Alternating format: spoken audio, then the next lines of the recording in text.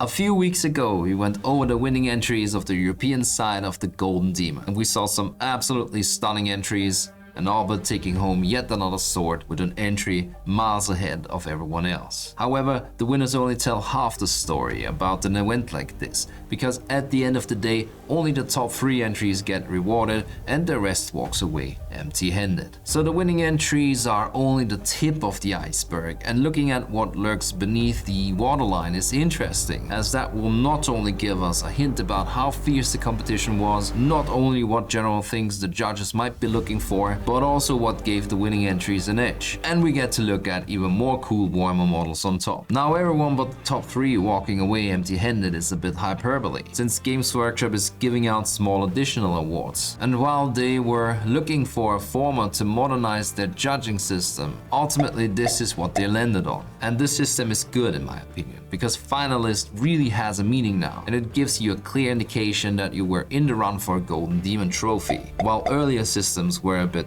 confusing. And I'm just glad that Games Workshop listened to feedback and is showing us all the entries that ended up in that final round of judging online. So let's start with Age of Sigmar single, and I have mentioned this in the winners video. There were 14 finalists, more than any other category with the exception of 40k single, which had just as many. So that should tell you just how competitive these single mini categories usually are. 14 minus 3 makes 11, but there's only 10 entries in this picture. That doesn't make me bad at math or anything like that. It just means that Games Workshop forgot to take a few pictures of the finalists. As you can see in this list, they included in the Warhammer community post. It turns out that they also forgot to mention 2 more finalists from the diorama category, as we are going to see further down the line. So we cannot discuss this category at all, but let's work with what we have. So first up, of the 10 Age of Sigmar single finalists we got pictures of, we have this champion of Slaanesh in a muted color scheme. But I like that this scheme sets up some parts to stand out a lot, like the face looking like a galaxy full of stars, and also the sword looking similar, for example. The muted color scheme makes this a bit of a sleeper entry. Only by looking closer do you see all the subtle details that make it look cool, like the subtle highlights on the leg and the pattern radiating out from the sphere in the center. Next we have this Skaven entry by Anthony Smith. We already talked about it in the winners video. Definitely was a favorite of mine. First and foremost because of the wide contrast range, especially on the red. And then all of these subtle color shifts. For example, the red and greenish beige in the sword and the subtle gray-blue in the armor. Here we have an ogre by Magnus Nielsen, looking all grungy and scratched up. The armor and basically everything here, the fur, the clothes, the bandages, and even the skin are textured. A great strategy to show that you can go the extra mile with detailing, but also means that you have to fully commit to it, so your entry does not lose any consistency. Again, a double-edged sword under the Golden Demon conditions that it looks like we went back to with this iteration. Bastien Salvador entered this subtle conversion of the Cities of Sigmar envoy, inserting the hawk where he usually is holding the relic, and it's a really subtle color scheme. Awesome face going from that yellowish forehead to the red around the nose and the cheeks, and then the darker jaw area. I like the grass around the stone. One little thing that threw me off was the way that the legs made contact with the stone. You know, only connecting in the middle of that arched lower foot. And to fix that, it would be possible to shave down the curve on the leg or make the stone conform a bit more to the leg. But regardless, it's really an entry to my liking, trying to be minimal and subtle instead of bombastic and over the top. The Free Guild Cavalier Marshal has seen a lot of Golden Demon presence now, which is no surprise as it's a cool model and it really has the potential to be a timeless classic for years to come. Just like Jonathan here did, he's easily customizable with a head swap, and there's just so many different characters you can build from it.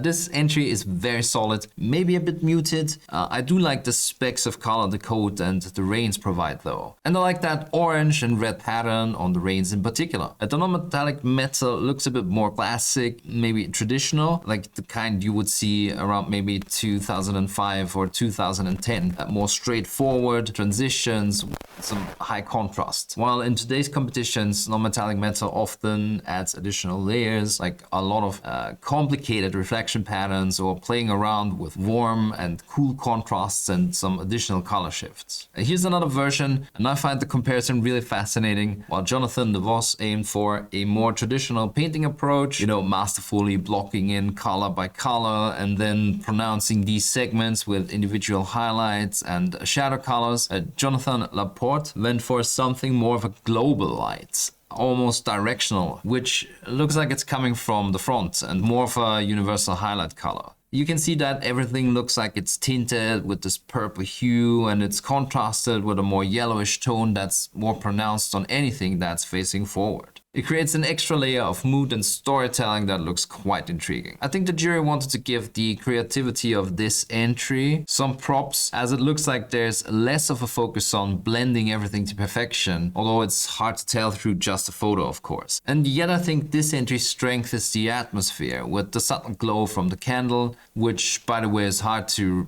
pull off really credibly on white. And Adam Hallen gives us this dwarf with a giant banner in the back. Again, I feel sent back in time to maybe 15 years ago when banners on Golden Demon entries were mandatory, because they just offered the opportunity to impress judges with some freehand painting. Oddly enough, I like this freehand more than what he did on the Dreadnought that won a Golden Demon. Maybe because this gold feels richer in color, heavier and more intriguing. I also like the specks of light shimmering in the gold as the light follows the fold structure, and also the texture of the banner looks intriguing and neatly executed. And this Marauder by Joshua Gatti, it takes a lot of inspiration from all these guys who built a successful Golden Demon career on stipple blending, and there's a lot of cool transitions in the skin tones.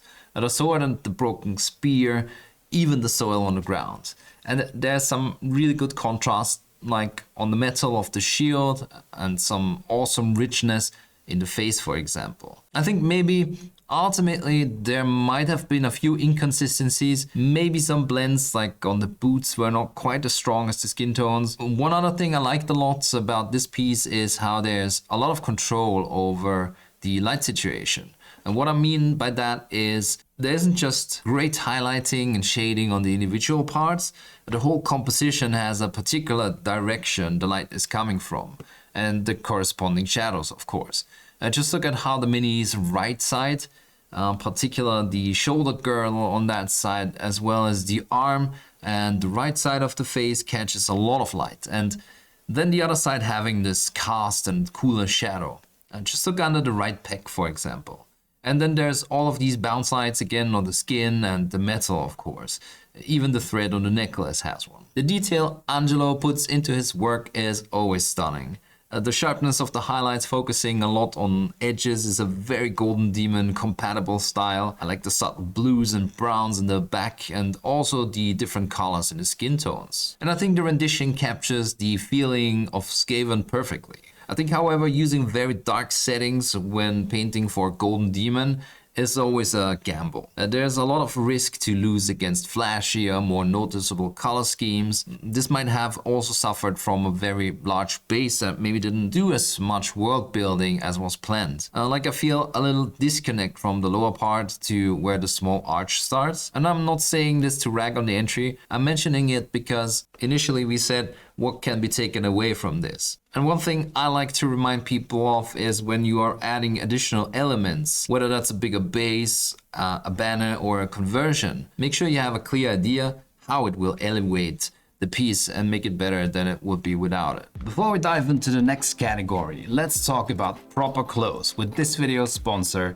Dioramas. You know, for videos like these, I like to go to the artist's Instagram pages to see more angles of the minis, because Games Workshop usually only gives us one. And I'm sure you know it, sometimes you'll get an ad showing really cool looking apparel, but then you order it and it feels like it's made from tablecloth. But then you have a company like Dioramas, and they have all these cool shirt designs. Basically, you'd like to order them all. And when you try them on, you don't want to wear anything else, because the quality is just so good. And not only is the fit amazing, the quality of the material, the prints last forever, and it just feels so good wearing these. Dioramas is probably the leading manufacturer of graphic tees on the internet right now. And ever since I found out about them, I hardly wear anything else anymore. Do you want proof? Just look at any video I did in the last 3 years and try finding one where I'm not wearing an Into the AM shirt. Good luck. During the colder seasons, I love wearing their fall and winter collections. Like, this stuff seriously keeps me warm without that scratchy and itchy feeling you get with some of these thicker cloth types other manufacturers use to save a few bucks. And whenever I'm training,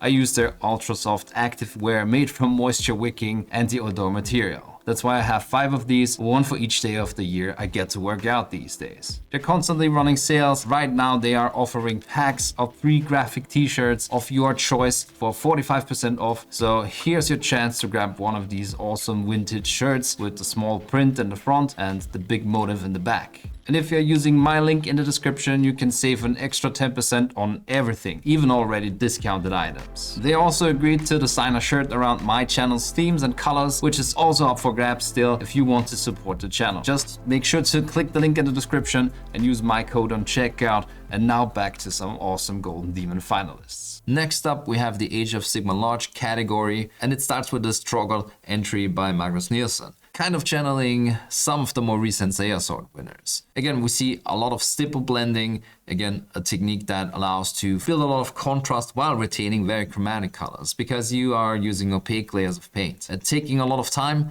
because every square millimeter of surface is covered in hundreds of dots. But I think that alone maybe was not rewarded in this Golden Demon, because they looked for something else. Jordan Toner gave us these Mangler squigs, and at least I, who was so used to these being red, the green kind of caught me off guard. But I like the switch up, and it kind of results in this complementary contrast composition with the squigs and the goblins being green and the red specks in the tongue and the mushrooms standing out. And in perfect color theory fashion, one color is the dominant one and the other one just a tiny portion of the canvas. I really like the line work on the bodies, where all of these shapes are neatly defined and highlighted and shaded. Very clean Games Workshop style, with the metal parts deviating from that a bit. I'd definitely say in a less dense category, this would have probably placed. But yeah, this was a very strong category. Mark Maskclans entered this Slaanesh Starmaster, placed on an amazingly composed base using natural chunks of wood and all these plants and leaves, successfully creating a credible world around the mini. Artistically, I'd say this was the strongest entry in this category. Just look at how well all these colors harmonize, with all of the colors being slightly earthen. Mark's style is very brushstroke heavy, building shadows by leaving darker colors shine through the brighter strokes. You can see that on the stone making up the throne, for example, and also the shadows on the skinks. And with most of the winners rewarded being more perfect technique focused, this more artistic approach probably just didn't strike a nerve. At least with the judges, because it certainly struck a nerve with me. Sumikito's entries always have a very clean style, where every element is cleanly defined and separated from the other. Like, just look at the elements of the fingers and how they are separated from the membranes. In a way, this is a very retro painting style. The goal obviously being defined with hundreds of reflections, and I also like the warmer highlights running across the snake body and the blue-purple shift in the scales. Lucas Pina of Spira Mirabilis fame entered this heavily converted Hag Mini, and it's another masterpiece in my opinion. I already talked about this in the videos before. My favorite is the little goblin owl. Obviously, being a master sculptor, the conversion is perfect, and all that added detail on the base and the storytelling with another goblin peeking out from below, chasing a little critter. But the painting is amazing too. The color shifts and transitions in the skin color and the small freehand here, for example, really characterful piece. The old world is such a cool category in my opinion, just because you're blending old minis with newly released, modernized ones.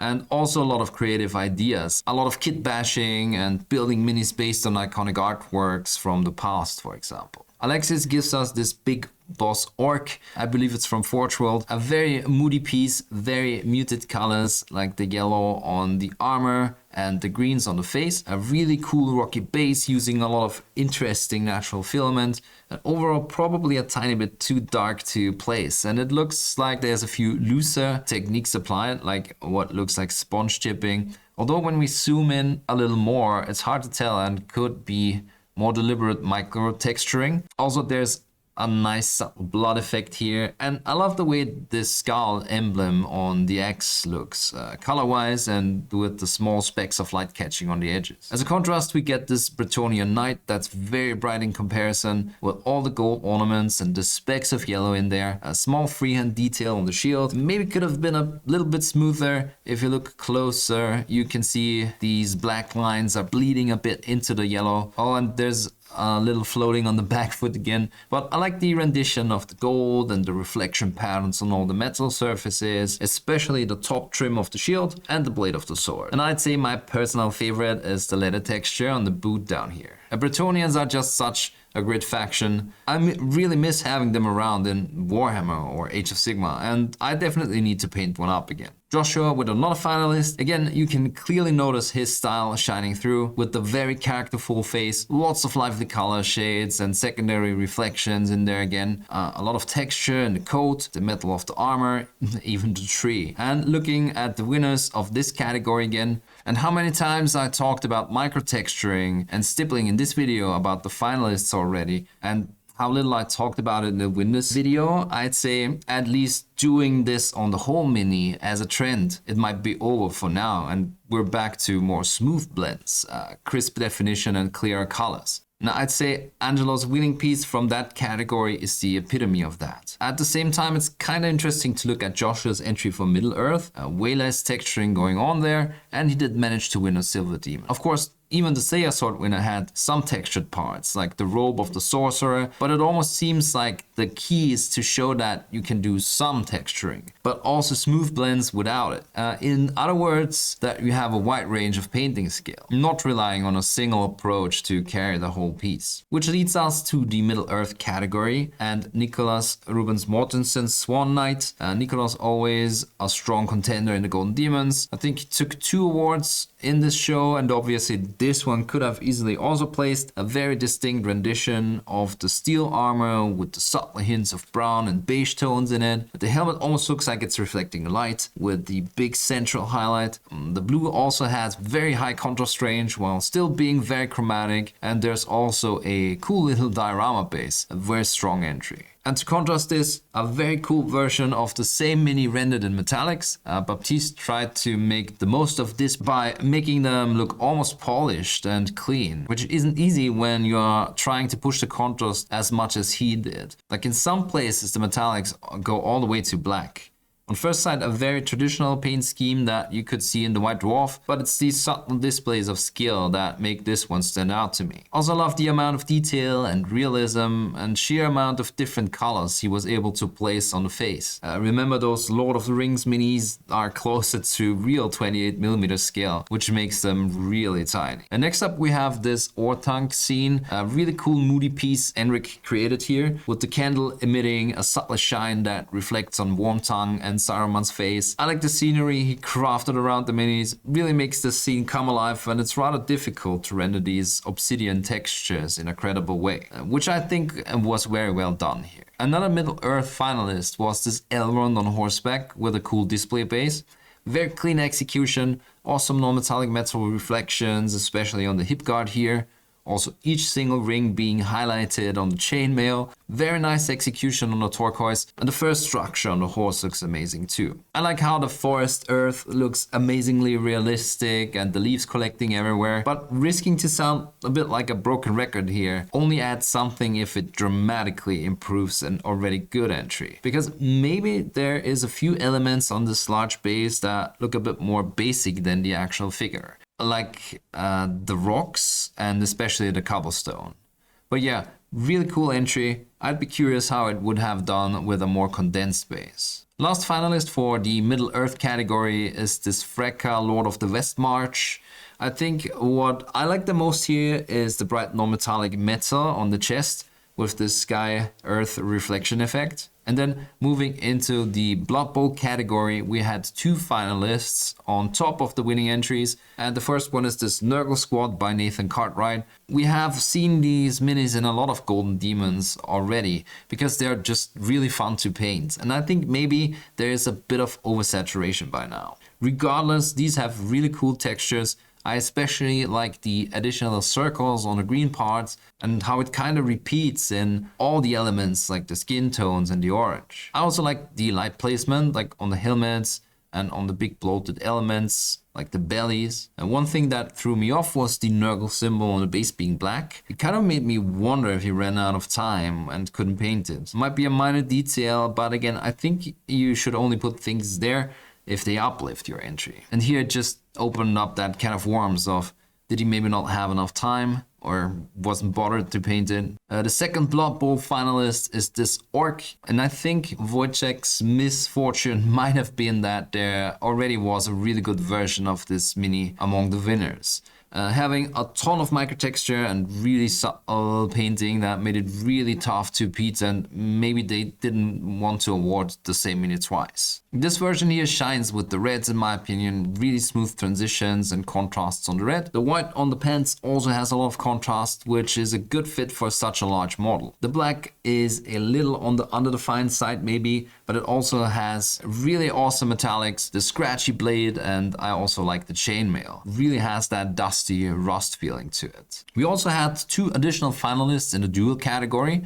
First, these two Blood Bowl Harlequins, and I guess what I like best about these is the color scheme with its very harmonic colors, and I also like how the figures are positioned to interact, which is an important part of this category, but without a lot of modification. A second Duel finalist was this female Marauder against a Squig Rider Goblin, and I like each of these figures on their own. I'm just not sure it's the best setup for a duel, mainly because the two opponents are very similar in color. And where it worked for the entry before this, these two are different factions, and I'd expect that their armors look kind of different. Like, I don't think a Goblin is going to maintain his armor a lot. So maybe the non-metallic structure, different metal colors, like the steel looking different, or maybe making it a different metal to begin with. Also, maybe different main colors, like the shield being dominated by yellow and then the squig having a lot of yellow in it too, throws me off a bit. And last but not least, it's the two figures jumping at each other that usually gets trumped by a more dedicated interaction. We talked about that a lot in the winners video. But again, the individual segments all look very interesting, the texture and patterns on the metal especially. Both fantasy unit finalists were not photographed by Games Workshop, so we are moving right into the 40k categories. 40k single miniature was another huge category, 14 finalists again, and again Games Workshop mistaking a picture of one of them, and that's why there's only 10 pieces shown here. The first entry is this Lemartus with an added backpack banner with a freehand. It's a very stylized scene that reminds me a lot of the 90s and early 2000s work we often saw in White Dwarfs, especially with the bold yellow on the banner. There's also a little added skull freehand that we can't really see on the shoulder. Very solid black with good contrast and rather smooth transitions. Like we said, always hard to pull off the right balance there. The reds are on the brighter side, at least they don't go too dark in the shading.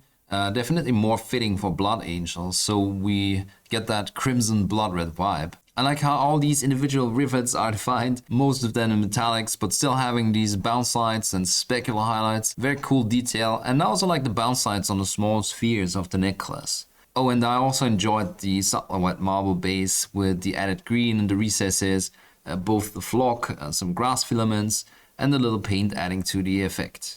Next up, we have Eldrad Ultran in this great, almost monochrome color scheme. The greens harmonize really well with the white and black, and the added blues on the helmet and the sword give it an almost ethereal finish. The small specks of color with magenta complete the whole left side of a color wheel, and it just works. The blending is really smooth and the freehands really round out this piece. Vincent Nguyen gives us this ultramarine Terminator, and it's a combination of very sharp edge highlights like on the figures, the chest and neck area in combination with volumetric highlights on all the major shapes, stippling texture on the clothes, cool Greek style pattern on the seam, and some very crisp freehands. One on the power fists and the other one on the right shoulder, which unfortunately we can see fully. but the lines are so thin and the transitions are really well executed. I think these are the strongest part of the mini almost. And following that, I think the next highlight is the super thin lightning pattern on the power sword, really hard to pull off. Contrasting the more muted and gritty Ultramarine Terminator, we get another Ultramarine Captain, this time in power armor, more intense and bright colors this time, maybe a little less sophisticated line work on the freehands and the edge highlights, but this definitely must have made a great impression in the cabinets. Angelo Di Cello entered this Niall Stormcaller casting a spell, and while he's doing so we get snow swirling around him. That's a really cool effect. The armor looks like it's polished and reflective with these dark areas going up all the way to the bright white reflections, and then there's so much else going on. The staff glowing in this fluorescent yellow-green reflecting in the armor, and at the top you have sparks emanating from the skull and emitting this reddish glow onto the raven. Magnus Nielsen with another great entry. Azrael, one of my favorite minis, showing his trademark texturing again. I love the interaction of these intense greens on the armor and the reds that are standing out just as much, especially the wings on the helmet. I also like how the dark magenta ties all the figures together, the undercoat on Azrael and the cloaks of the Watchers, but also the subtle purple shine on the smoke. Here's a cool version of Arjak Rockfist doing his best Thor impression. The snow base is interesting with this blue layer below, and of course the icicles. I also like the brown shining through the gray on the shins and all the light catching on these upper areas of the armor. And there's also a cool little tribal tattoo on the back of his head. This Imperial Psyker is another example of a very narrow color scheme. A very desaturated, analogous colors. Like all these shades of desaturated green and the green beige, even the hoses have a subtle green in them, a very muted metallics, and then the added complementary contrast of the magenta, red energy and gems. The definition of the pale face is really cool. It's also very desaturated, so it fits right in with the rest of the color scheme.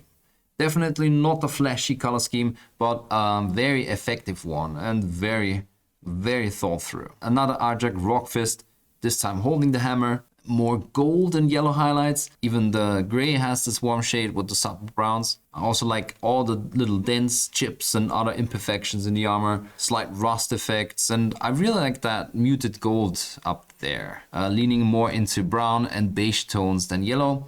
Also the little gems work great as color specs. And last of the bunch is this White Scar, whose armor is in a rough spot. Lots of chipping and rust stains that are always very effective over whites. I'm a little biased because I like my Space Marines less polished and a little in the middle of the fight. So I also dig the scenery around him with these smashed Necron warriors still grabbing at him. The face looks really characterful and it looks just as rugged as the armor, which fits the theme, but some might consider it looking a little rough, of course. 40k unit opens with this cool Sea Wolf Scout Squad. I like the use of a more obscure chapter and the gray not being your typical Space Wolves gray either. Everything is free-handed on, the chapter badge and the black teeth on the yellow. I like the micro detailing on the armor with the subtle cracks.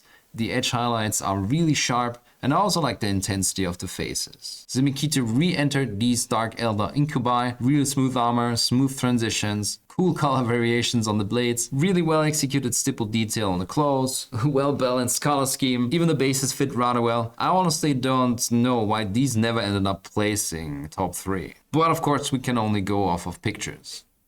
And that leads us to 40k large of vehicle. Hendarion entered another piece of his army. If you watched the past 2 videos, you're probably familiar with this scheme. Really great effect with the thorn vines and that depth effect with painted on shadows and highlights on the freehands. And next up we have this Vashtor, really cool skin flesh effect, and I also like the blue patterns on the armor plates. This gives me very chaotic energy vibes, and the more muted metals, especially on the gold, that fits the mini really well. And David Stilberg gives us this Orc Racer. Everyone knows red goes faster, and this really stands out. I would have liked to see the tires defined a little more maybe. Like the overall scheme is really good at grabbing your attention, but then it's falling a little short on the follow-up. We also got this Fulgrim. I guess what I like best about this is the contrast-rich golds, really standing out. And while we get some great gradients, especially the pink skin colors moving into purple, both on the body and the wings, if we compared it to the winning Fulgrim, there maybe was a bit more color variety in the gradients, especially the swords. The Horus Heresy category had 2 additional finalists, one by Iron Clark. Pretty straightforward Emperor's Children scheme. I like the hint of OSL here. We don't get to see a lot of it in Golden Demon. And the second finalist is the Sons of Horus Marine. Cool background with these cinders rising up. I believe the mini is cast in resin, making the face a little hard to really turn into a gem with these deep facial features. Here's a cool little Necromunda scheme around this preacher character. I really like the overall tattered clothing and the golden headgear iconography as a contrast. And then of course all the additional rats on the base. Joshua Gatti scores another finalist position with this Goliath ganger in his typical style. Really cool darker skin tones this time with the typical off-color bounce lights and some awesome metal rendering.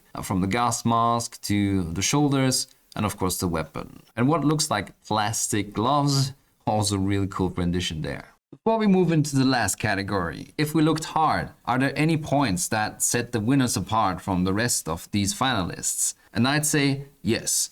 So maybe this is something you can consider for your own entries. So what are the trends? I would say these days we see a lot of non-metallic metal in Golden Demons, especially in the finalists we just went through. They are about 90% non-metallic metal. And it makes sense.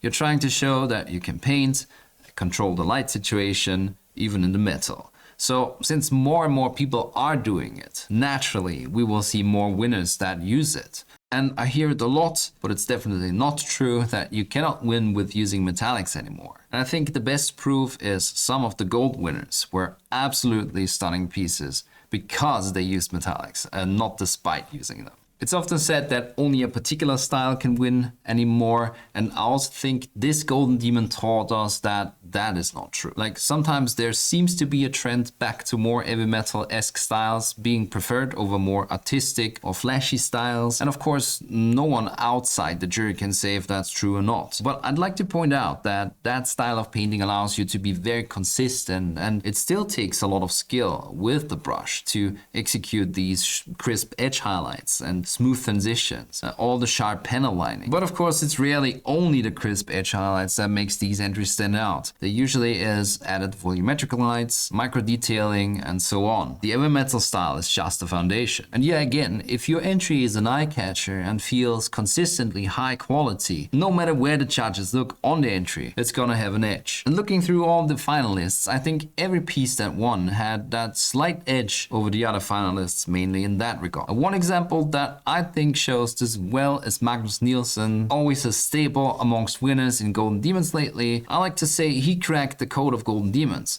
just like David Soper had for a long while, or Nicholas Rubens Mortensen, or Richard Gray when he manages to put the time in. This time we saw a lot of finalists from him, because obviously his minis look amazing every time. Maybe this time there was a few things, besides most of the skin on this, for example, being rendered beautifully.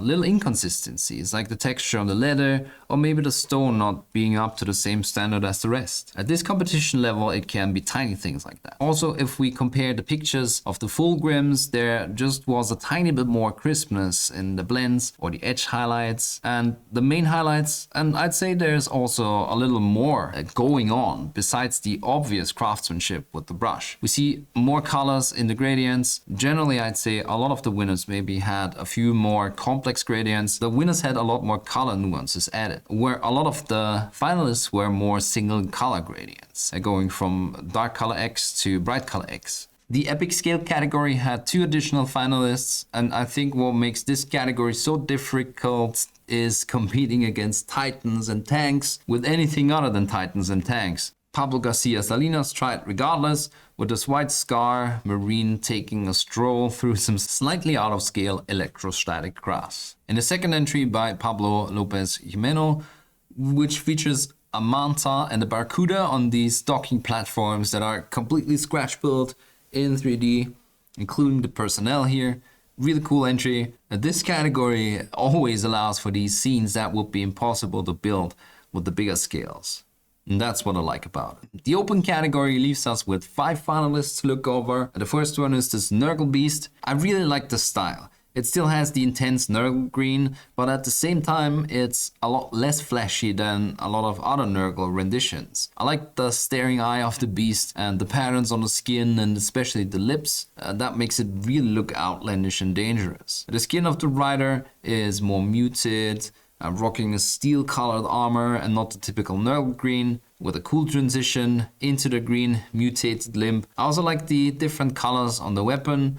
It results in this poisonous, dangerous look. The second one is this Archaeon, based on the old model. Black is always a tricky color, but I love the muted gold armor on the supple OSL from the sword and the fire below. The base looks a lot like a Bellacor's base. Oh, and it had this really awesome reptile skin pattern on the inside of the cloak.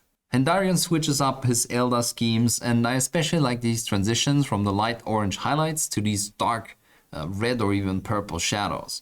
Really makes the scheme stand out. This Gilliman has been entered a year ago already and also received a finalist pin.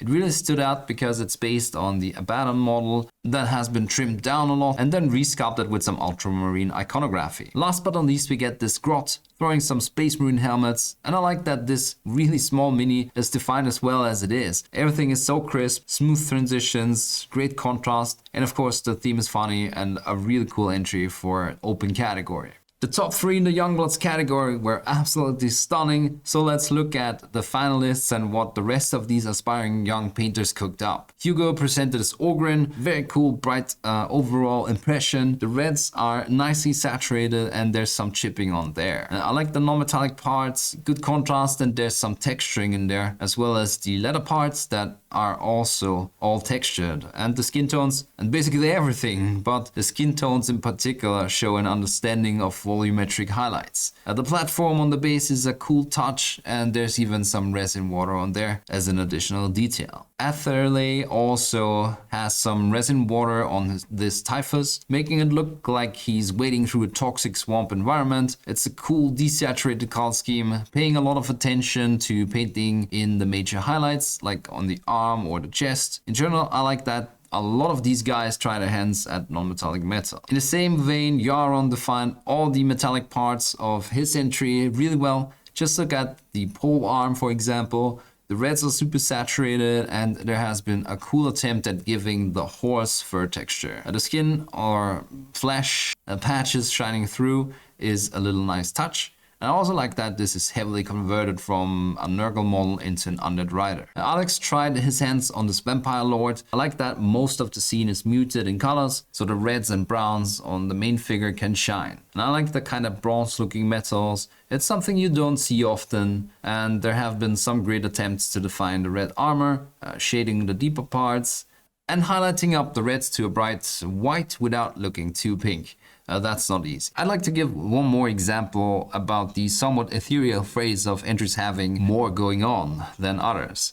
Let's look at these two Ogrins side by side. This is a good example because it's basically the same base mini, and I think it illustrates the point really well. There's a little bit more conversion, a little bit more storytelling, a little bit more different textures executed consistently, a little bit more color variety in the skin tones, a little bit more consistency between the paintwork on the mini and the base, a little bit more credibility in the dents of the armor, and small things like the highlights on these rings just looking more realistic. So yeah, after comparing the finalists and the winners, I'd say what sets them apart is oftentimes there's more going on in multiple areas instead of a singular deciding factor like style. And that said, we'll most likely have a different jury in the next Adepticon Golden Demon. We're definitely losing Roman Lapot as an independent judge, and Eric Swinson will pick up where he left. And as far as I know, the Games Workshop jury members are not always the same either in the EU and the US. So my ultimate advice is pick something you really like to paint. Spend as much time as you can making sure it's consistent. Try to add elements that will set your entry apart from the rest, whatever that is. Try adding a little bit more into your bases, your backgrounds, conversions, interesting color gradients, storytelling, arranging your scene, or just try to nail the heavy metal style to perfection and add something to it. Personally, I'm not a fan of going at it from a strategic position. What good is it if you're painting in a way that you hate for 200 hours? So also also don't forget to have fun, be creative, and don't overthink it. It's important to keep the joy. My best minis always were the ones I enjoyed doing the most. Thanks for watching,